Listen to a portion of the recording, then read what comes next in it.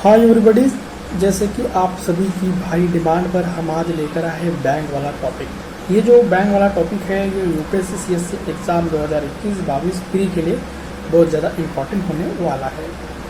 तो मैं आशा करता हूँ कि हमारे द्वारा ये 3 से 4 लेक्चर इकोनॉमिक्स के पढ़ाए गए हैं जो आपको बहुत बेहतर लगे और अच्छे लगे, क्योंकि हमारे द्वारा जो इकोनॉमिक्स पढ़ाया जा रहा है वहाँ से जो क्वेश्चन है बिल्कुल एग्ज़ाम में 100% क्वेश्चन आएंगे, बिल्कुल आएंगे।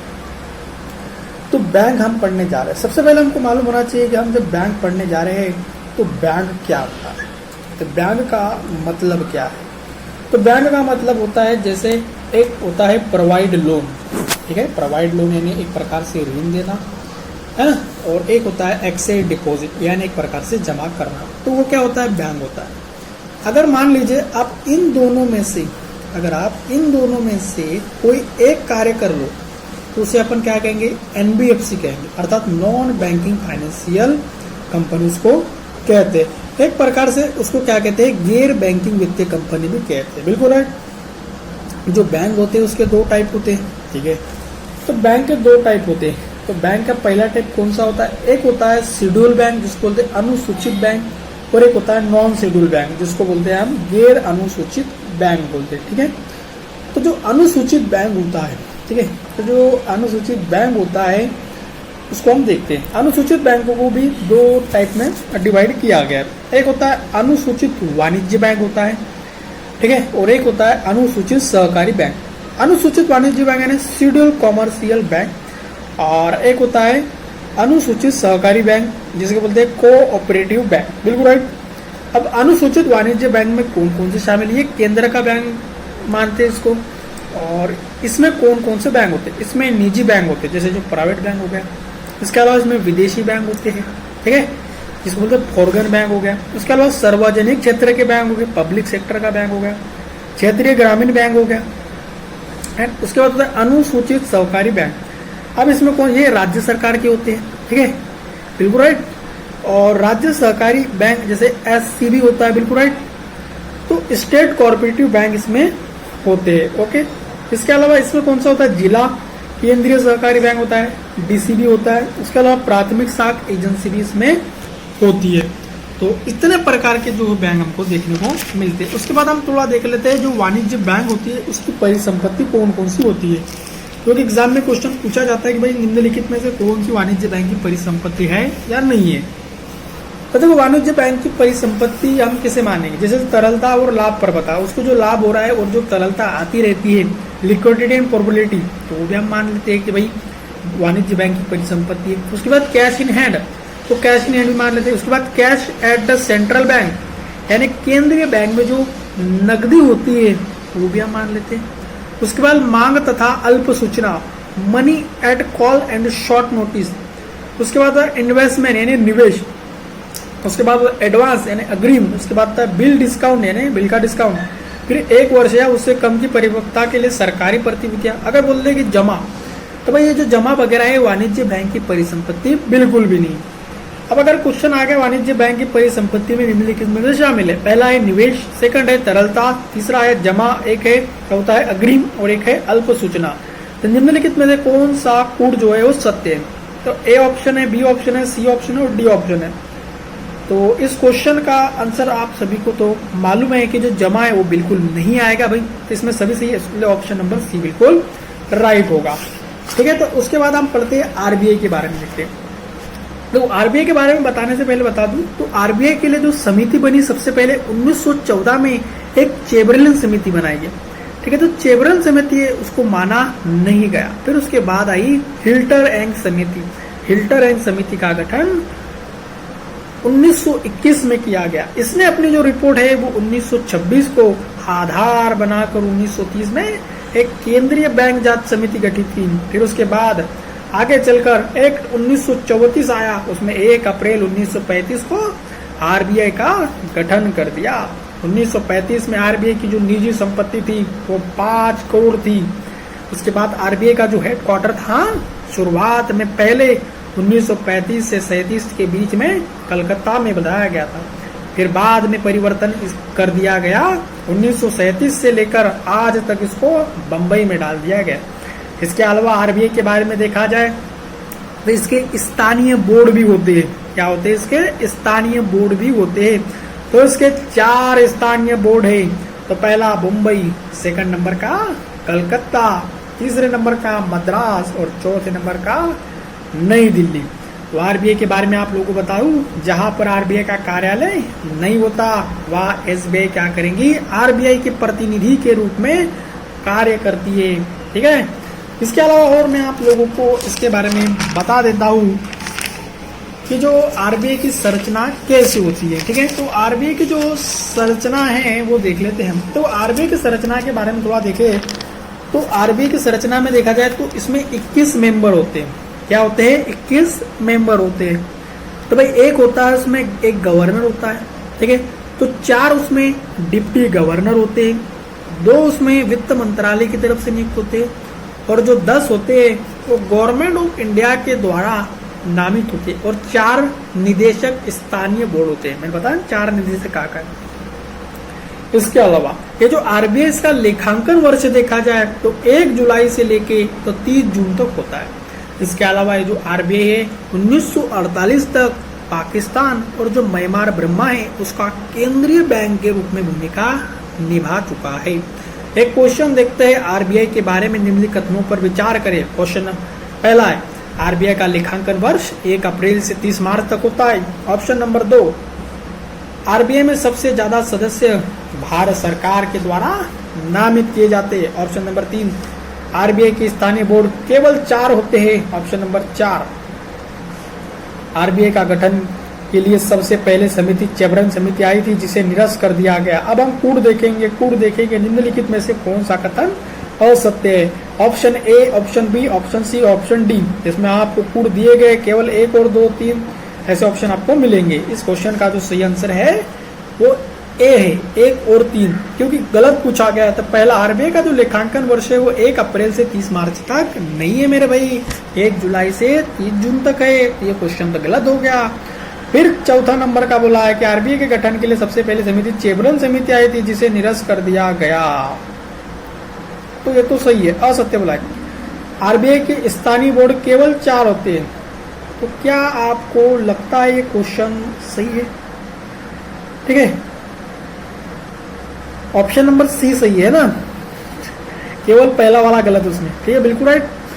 फिर उसके बाद हम देखते हैं करेंसी के बारे में, मुद्रा के बारे में हम थोड़ा सा देख लेते हैं।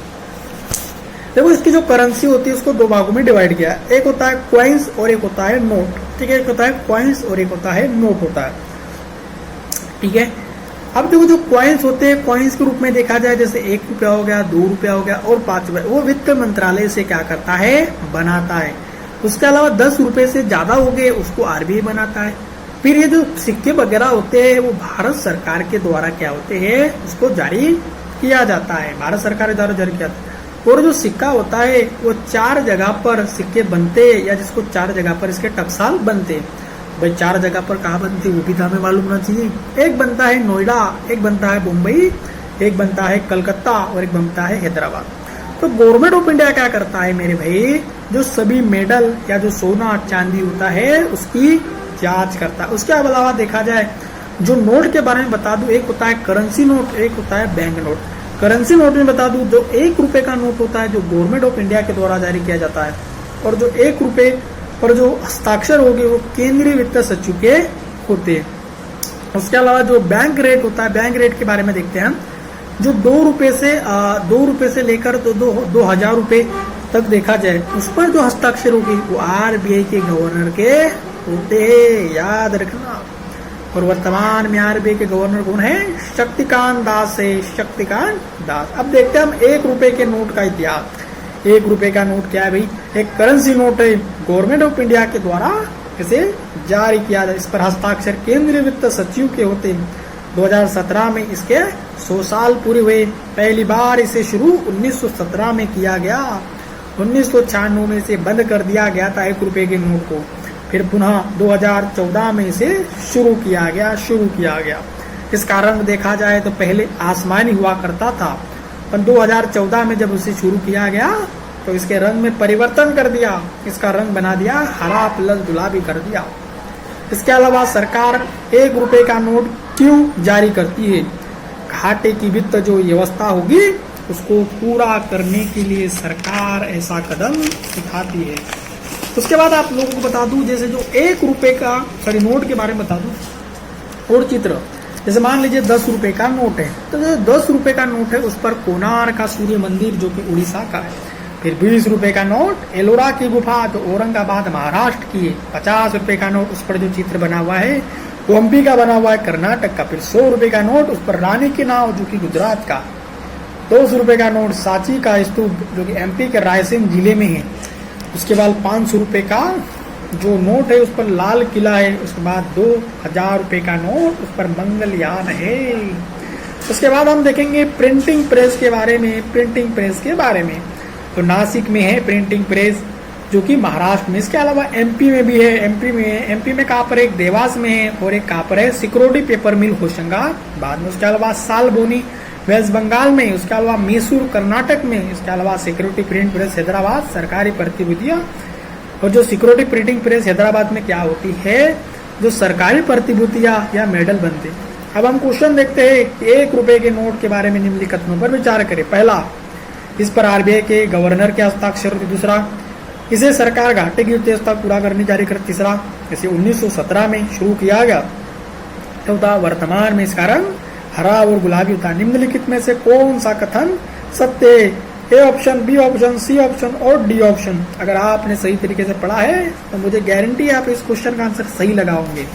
अगली बार शुरुआत करते हैं आरबीआई के गवर्नर के बारे में देखते हैं। आरबीआई के गवर्नर का कार्यकाल देखा जाए तो 5 साल का होता है। इसको दोबारा नियुक्त करने का कोई प्रावधान नहीं किया गया है। पहले गवर्नर कौन थे? ओसबर्ग स्मिथ थे जो 1935 से लेकर 37 तक।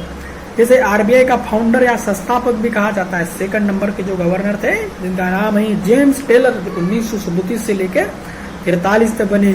ये दोनों विदेशी थे। तीसरे नंबर के जो गवर्नर बने उनका नाम है सीडी देशमुख जो 1943 से लेकर तो 1949 तक बने। इन्हें पहले भारतीय थे और पहले आजाद भारत के गवर्नर हुए और फर्स्ट फाइनेंस गवर्नर भी ये हुए। फिर 8वें नंबर के देखते एल के झा जो 1967 से लेकर 70 के बीच।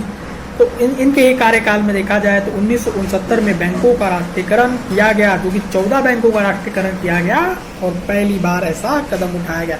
और उस समय चौथी पंचवर्षीय योजना चल रही। उसके बाद 14वें गवर्नर थे आईजी पटेल जो कि 1977 से लेकर 82 के बीच में आए और 1980 में बैंकों का राष्ट्रीयकरण दूसरी बार हुआ। तो 6 बैंकों का राष्ट्रीयकरण हुआ और छठी पंचवर्षीय योजना चल रही थी। 15वें नंबर के जो गवर्नर थे मनमोहन सिंह भी आरबीआई के गवर्नर थे। भारत के 2 बार प्रधानमंत्री हुए। ठीक है, अद्भुत है ये। इसके अलावा ये 23वें जो गवर्नर है रघुराम राजन थे। उसके बाद 24वें उर्जित पटेल और 25वें शक्तिकांत दास थे।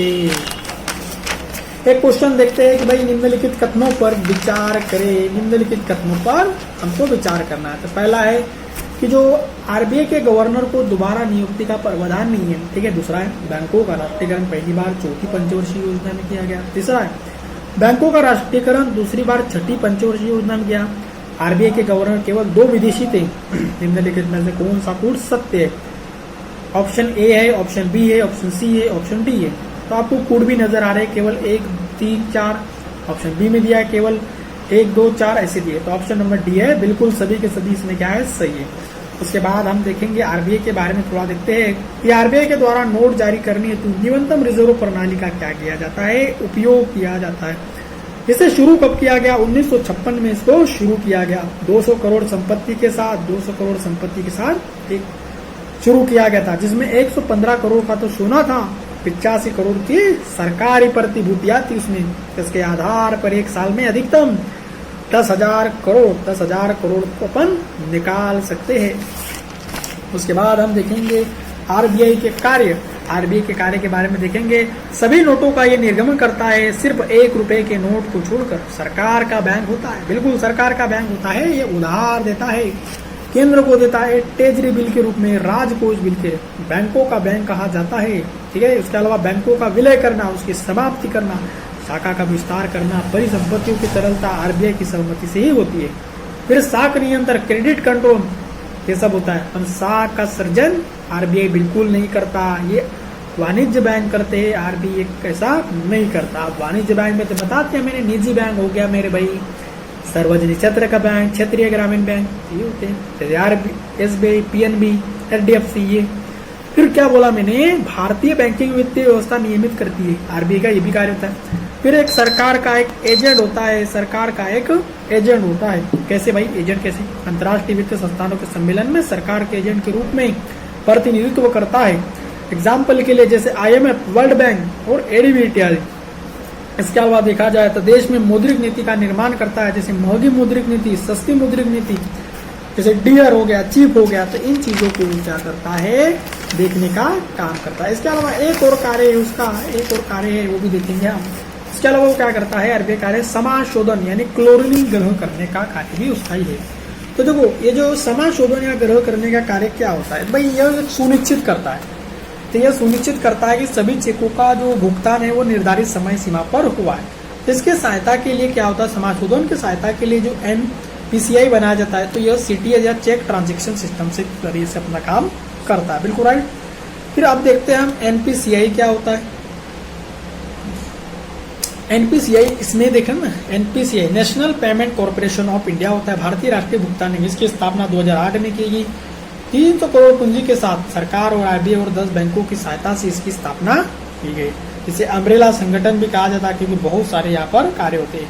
जिसमें कौन कौन से कार्य, भीम ऐप का निर्माण करना, रुपए डेबिट कार्ड का निर्माण करना, UPI, IMFC, फिर NFC, इसके द्वारा देश के सभी जो ATM होंगे उसको जोड़ने का काम भी किया जाता है। उसके बाद QR कोड, ये 2 डायमेंशन वाला भी होता है। तो ये भी आप लोगों को क्या है मालूम होना चाहिए। इसके अलावा आरबीआई का एक कार्य होता है, विदेशी मुद्रा भंडार का क्या करना, संरक्षण करना। मतलब 4 घटकों से मिलकर बनता है विदेशी मुद्रा का भंडार। पहला है विदेशी मुद्रा की परिसंपत्ति, ठीक है, विदेशी जो मुद्रा होगी उसकी परिसंपत्ति, ठीक है।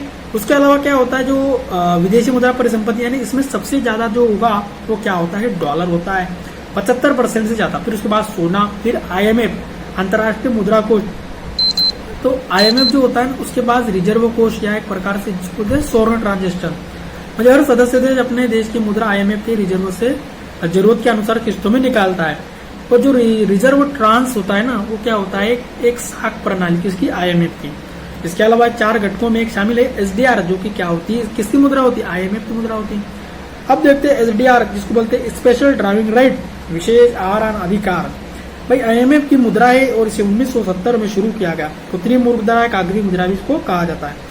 तो जो SDR बास्केट में वर्तमान में 5 मुद्राओं को शामिल किया गया है। तो डॉलर है, यूरो है, पाउंड है, इसके अलावा येन भी है। रेनबेम्बी को भी शामिल किया गया, 2016 में शामिल किया गया। उसके बाद मैं आप लोगों को बता दूं कि जैसे जो 20 रुपए का नोट है, 20 रुपए नोट को शुरू पहली बार 1972 में किया गया। फिर जो 50 रुपए का नोट उसको 1975 में, 500 रुपए का जो नोट उसको अक्टूबर 1987 में महात्मा गांधी चित्र के साथ किया। 1996 में महात्मा गांधी श्रृंखला कागजी नोट छापा गया। फिर ये सांकेतिक सिक्का, जिसका अंकित मूल्य जो है धात्विक मूल्य से क्या अधिक होता है। मुद्रा की दशमलव प्रणाली भारत में 1957 में प्रचलन में, 1 जून 1969 में नया पैसा था, अब इसे सिर्फ पैसा बोला जाता है। 57-69 में से नया पैसा था। फिर बैंकों का राष्ट्रीयकरण देखते 1964 में राष्ट्रीयकरण समिति लाई, जिसकी अनुशंसा पर फिर 19 जुलाई 1969 को पहली बार चौथी पंचवर्षीय योजना में 50 करोड़ संपत्ति के आधार पर 14 बड़े बैंकों का राष्ट्रीयकरण किया। फिर 1 अप्रैल 1980 को छठी पंचवर्षीय योजना चल रही थी। छठी पंचवर्षीय में दूसरी बार जो है 200 करोड़ की संपत्ति के आधार पर 6 बैंकों का राष्ट्रीयकरण उसमें किया गया। फिर 1993 में new bank of India PNB में उसका विलय कर दिया। फिर राष्ट्रीयकृत बैंकों की संख्या वर्तमान में देखा जाए 12 है, जिसमें भारतीय स्टेट बैंक सबसे बड़ी है और उसमें सबसे ज्यादा शाखा है। और राष्ट्रीयकृत बैंक में देखा जाए तो सबसे छोटी बैंक है, उसमें पंजाब एंड सिंध बैंक है, जिसकी जो है 12वें नंबर पर पोजीशन रखता है, सबसे लास्ट है। फिर राष्ट्रीयकृत बैंक कौन सी है, भारतीय स्टेट बैंक है, पंजाब नेशनल बैंक है। उसमें विलय किसका कर दिया, पंजाब नेशनल बैंक में दिया है।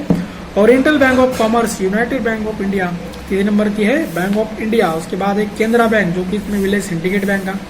फिर है यूनियन बैंक ऑफ इंडिया, इसमें विलय आंध्रा बैंक का, कॉर्पोरेशन बैंक का।